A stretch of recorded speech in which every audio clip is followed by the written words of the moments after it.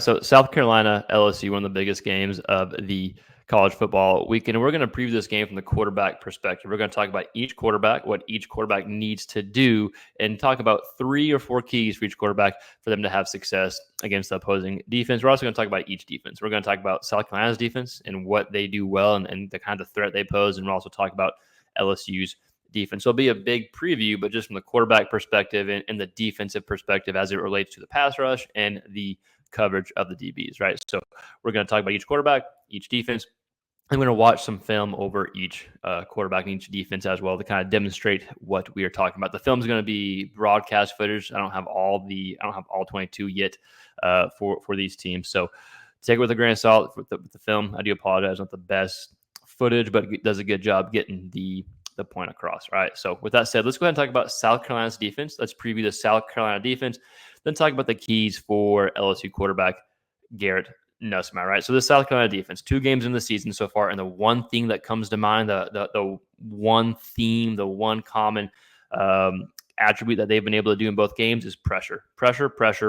Against Old Dominion, they had 25 pressures, 8 sacks, 6 hits, and 11 hurries. Again, we're going to watch this on film. We're going to watch what they do well on film here in a second. Against Kentucky, they had 20 pressures, 4 sacks, 2 hits, and 14 hurries. Kentucky played 2 quarterbacks, and each quarterback, both quarterbacks combined for 22 dropbacks, so 22 potential passes. And of the 22 potential passes, they had pressure on every pass or every dropback except 2. And the big thing that I take away when watching South Carolina's defense is the pressure that they get. They're able to get pressure by just sending 3 or 4 guys. Against Old Dominion, right under 11% of the dropbacks, they blitz. Right, so they were able to get 25 pressures on Old Dominion's quarterback while only sending 3 or 4 guys damn near 90% of the time. So you watch Old Dominion like, okay, great, it's against ODU, it's a G5 team. Surely they can't do it against Kentucky, right? So they go against Kentucky, and Kentucky's offensive line, not great, right? We saw that, and I think they have some injuries, but they go against Kentucky, and they blitz roughly 20% of the quarterback's dropbacks. I think it was actually a little under 20%, and they were still able to get pressure on every single dropback except 2, right? So that front 7, that defensive line, the front 3 or 4 guys that they send, very, very impressive. We're going to be able to watch that on film here in a second. But they are going against the toughest or the best offensive line they've faced thus far, right? LSU's offensive line is going to be much, much better than the offensive line, that South Carolina has faced thus far. But at the same time, this defensive line that LSU is facing is also going to be their toughest challenge thus far as well. But just for some perspective, with all the pressure South Carolina has been able to get, LSU's offensive line has only given up 15%, against USC, LSU's offensive line only gave up pressure 15% of the time. So Nussmeier was only thrown against pressure 15% of the time, which is very, very, very low. All right, so big takeaway is pressure. But it's one thing to have pressure. It has to lead to positive outcomes for the defense. And we're going to talk about LSU's defense here in a little bit, and they get some pressure too. But the difference between the 2 defenses so far is South Carolina's defense, their pressure has led to positive outcomes. Their pressure has led to 3 interceptions in 2 games. I think it was it 1 against ODU, 2 against ODU, and 1 against Kentucky. Maybe it's 2 against Kentucky. Regardless, their pressure has led to positive outcomes, has led to turnovers. Old Dominion had their quarterback fumbled as well, right? So they have several turnovers because of their pressure. And we're going to talk about LSU's defense here in a second and talk about their pressure, how it hasn't led to that success here, right? So overall takeaways from South Carolina's defense: pressure without needing to blitz. They can drop 7 or 8 guys and try to confuse the quarterback, make it tougher when you're throwing to 7 or 8 guys compared to when you drop back 5 or 6. But the pressure has led to positive outcomes. It's led to turnovers for South Carolina's defense. All right, so let's talk about Garrett Nussmeier. We'll talk about him, then we'll dive into the film of each of Nussmeier and of the South Carolina defense, and then we'll talk about the LSU D and LaNorris Sellers for South Carolina. All right, so Garrett Nussmeier. My big theme is, one, how does he respond to the pressure that South Carolina has, hopefully will potentially bring if you're a Gamecock fan? Number 2, now that there's film out on you, what kind of adaptations is the defense going to make against you? And then what kind of adjustments are you going to make, or is the OC going to make for LSU going to go up against South Carolina, right? So 3 keys come to mind when I'm talking or thinking about Nussmeier in this matchup against South Carolina. Number 1, I think it's obvious. It's cliche. I apologize, but get the ball out quickly. If we go back and watch the first drive of LSU's offense against USC's defense, I know they didn't come up with any points. They got stopped on that fourth down. I think they were inside the 5-yard line and couldn't convert. But you saw Nuss get the ball out quick and take what the defense was giving him. Right now, the defense kept everything in front of you, and that's fine. I think that's totally fine, especially starting off in the game. I think you want to take what the defense is giving you and get the ball out quick and hopefully slow down that pass rush and get a feel for the game, right? Number 2, utilize play action, especially early in the game when even if the running game isn't getting going, the threat of the run game potentially getting going is still good enough to utilize play action, hopefully get defenders out of position, hopefully get the defense to start second guessing themselves a little bit, if you will. I think it can be effective even if the run game isn't getting 4, 5, 6, 7 yards a carry, right? Against USC. And again, I'm just using Nussmeier's game against USC, not really against the FCS opponent against Nichols that they faced last week. But the game against USC, he only had 9 passes off play action. I think it was like 23% of his dropbacks were off play action, but he was 8 of 9. Yards per attempt were 11.7. So you can have some deep balls, some balls where you push the ball downfield off play action. I think it can slow down the defense as well, get them out of confusion or get them to play with some confusion in their mind, right? Get them out of position. Number 3, something I want to see more of Nussmeier. He's an athletic quarterback. He's no Jaden Daniels by any means, but he can utilize his legs. I want to use his legs a bit more, not necessarily in the run game per se, but getting him outside the pocket, throwing on the run. You can do that off play action. You can do that off bootleg, whatever you want to do, or you can just do it just a straight roll. But I want to get him outside the pocket, thrown outside the pocket a little bit to, again, hopefully slow down that pass rush a little bit, but help the offensive line out too, right? So again, 3 keys for Nussmeier that I have, and we're going to watch it on film here in a second. Get the ball out quick, just like you did against the first drive against USC. Utilize play action a bit more, maybe some deep shots off play action, and then use your legs more outside the pocket, maybe get some more design quarterback rollouts. Again, not necessarily to run the ball, but to throw it. So with that said, we're going to go ahead and dive into some of the film. So we're going to look at some South Carolina defense first and look at how they get pressure without having to blitz. And again, they do blitz. I'm not saying they don't blitz. They have certain strategic blitzes, and they may blitz more against LSU. We have no idea, but based on the past few games, they've been able to get pressure without blitzing. So we're going to look at that. We're going to look at some plays from Nuss that I think if he does well, he can have success against South Carolina. And then we'll talk about LSU's defense. We'll look at some LSU defense film. And then we'll look at LaNorris Sellers, the quarterback for South Carolina, and look at that film as well. And this is your first time tuning in the channel. We're just a big quarterback hub. We talk all SEC QB content. We do film breakdowns and game previews like this. With that said, let's go ahead and look at the film. All right, so first clip we'll watch, we're just going to watch one of South Carolina's clips. This is a pick 6, I believe the pick 6, but it's an interception against Brock Vandagriff. You're going to see an example of they just bring 4, and they actually don't get pressure in this play. But I think this is a good example of the previous pressure in the past leading to an interception, because again, they got so much pressure during this game. And so if you get pressure and keep getting pressure, keeping pressure, it eventually leads to picks. And they had 7, so they dropped back 7, right? They just bring 4, they drop back 7. You got 1 spy here on Brock just because he's a good athletic quarterback. Not sure if they'll have that or not against Nuss. And then Brock just forces it. So it's an example. This is what I mean when talking about the product of pressure, and he just forces it. I mean, there's 4 guys in the vicinity, but I mean, there's 1 guy right in front of him for that interception, right? So even though there wasn't pressure in that play, all the pressure that South Carolina had previously in that game definitely had an impact and definitely played a role in leading to that pick 6. Okay, so let's look at some Garrett Nussmeier clips here, and we're going to see a few clips right off the bat. We're actually just going to watch 2 against USC. This first one is going to be him using his legs, right? Play action, like we talked about. We want to see play action, but I also want to see him throw on the run, get outside the pockets. This is 2 of our keys in one play here. Again, broadcast footage, so I got to go slow here. We see him bring a guy in motion. And we're going to see Nuss roll out the pocket. It's a little half roll, right? Eyes downfield. But I think utilizing some play action can slow down the pass rush for South Carolina, potentially. Right? That's the hope, at least. Eyes downfield. And I think it's a part of Nuss's game that he hasn't used a ton yet. Ends up being a good ball, I think, to Lacey here. But yeah, outside the numbers, good throw. Good example of using play action. So I want to see more plays like that. Yes, play action. But also just using your legs, getting outside the pocket, making some good throws there, right? I want to see him use his legs a bit more. All right, last clip we'll watch here. I want to see the ball come out quickly. And we'll see the ball come out quickly to the tight end. I think that's Taylor, right? Ball comes out quickly. He breaks a tackle, ends up getting a first down here. So we'll go ahead and watch it. Let's see. Can I play it? Boom. Yep. Okay. Again, got to go slow. I apologize. USC, they bring what? Yeah, they are bringing the they are blitzing. They're bringing pressure. Like LSU's offensive line's pretty freaking good. But again, the ball comes out quick. Pressure can't get to him.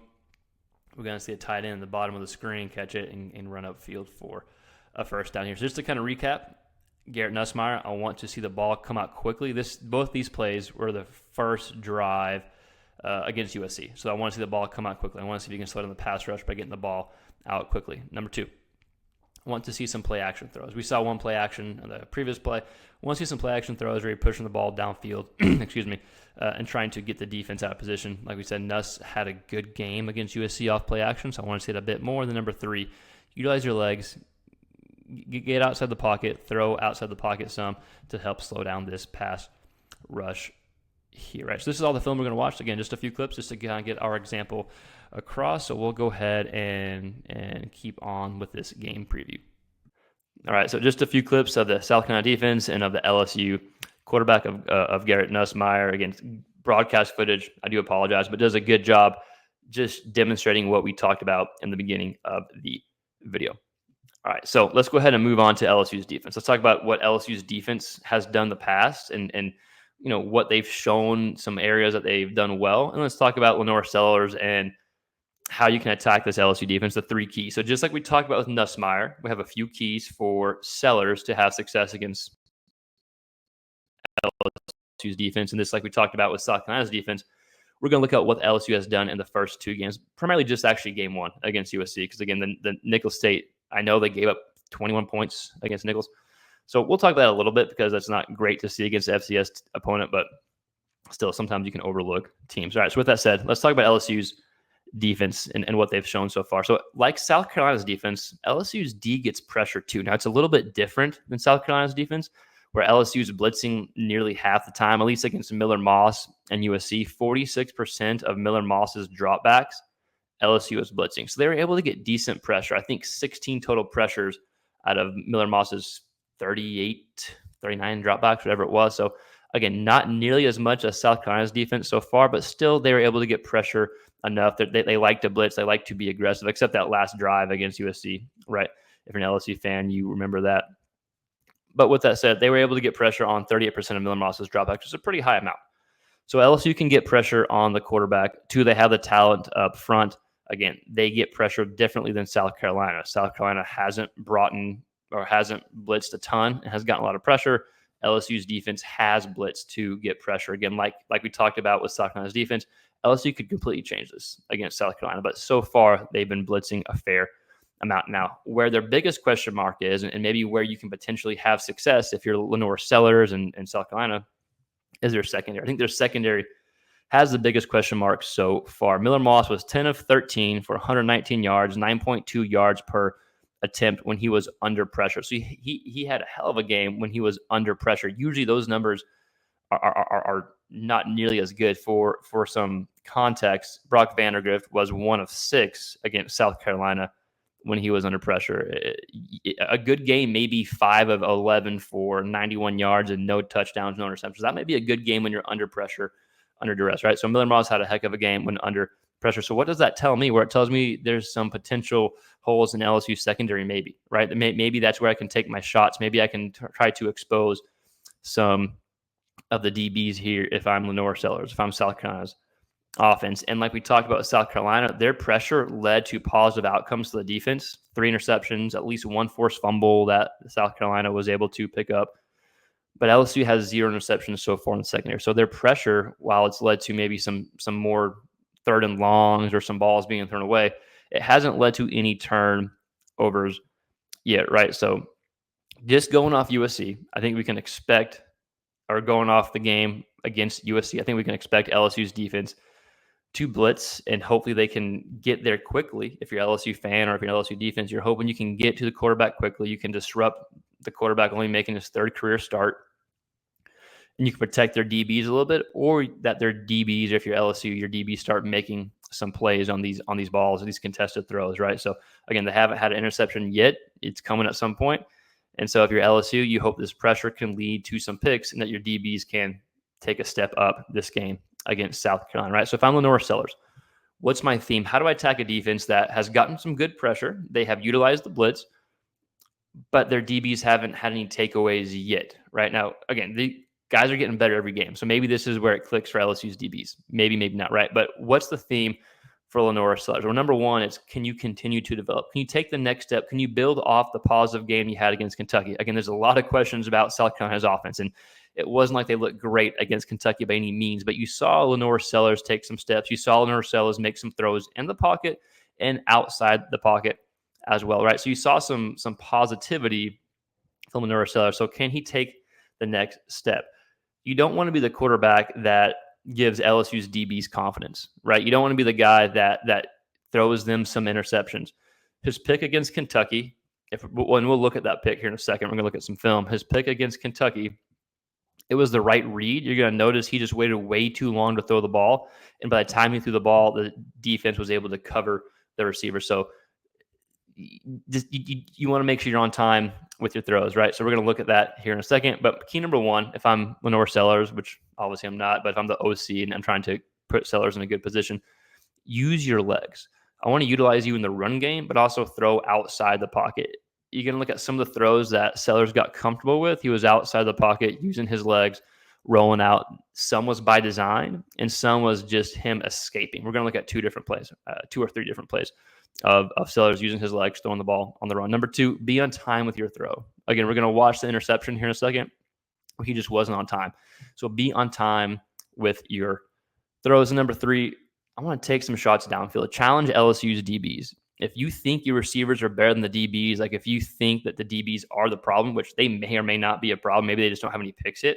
But if you think you can have some advantageous plays, take some shots downfield. If you're LaNorris Sellers, right? You got the arm, you got good weapons to throw to. Take some shots downfield, right? So number one, use your legs. You look to be more comfortable throwing outside the pocket last week against Kentucky, so utilize that. Number two, be on time with your throws. If you're late with your throws, the LSU DBs are going to be able to cover. Even if a receiver was open initially, they're going to be able to cover. Number three, take some shots downfield.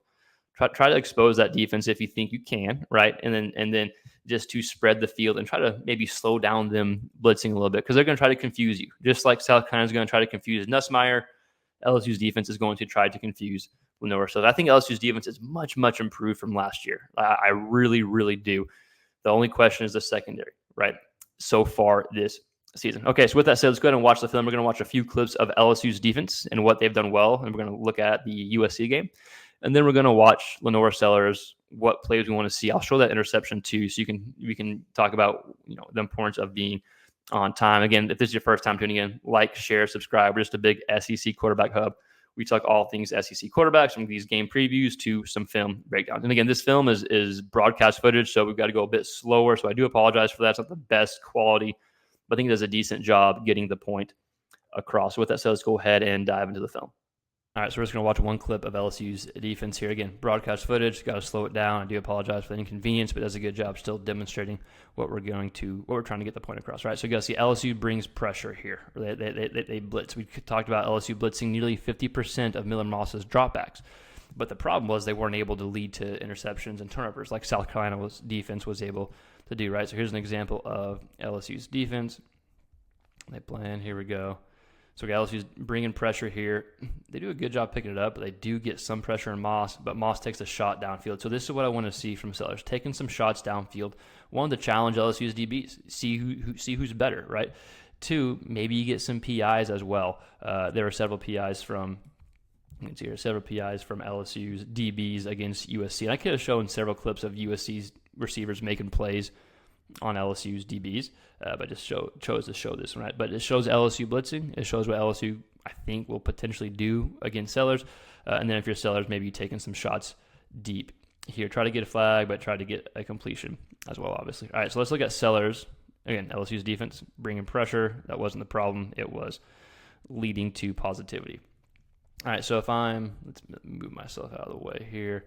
So here's an example of Sellers throwing on the run. Now this is not a designed pass here.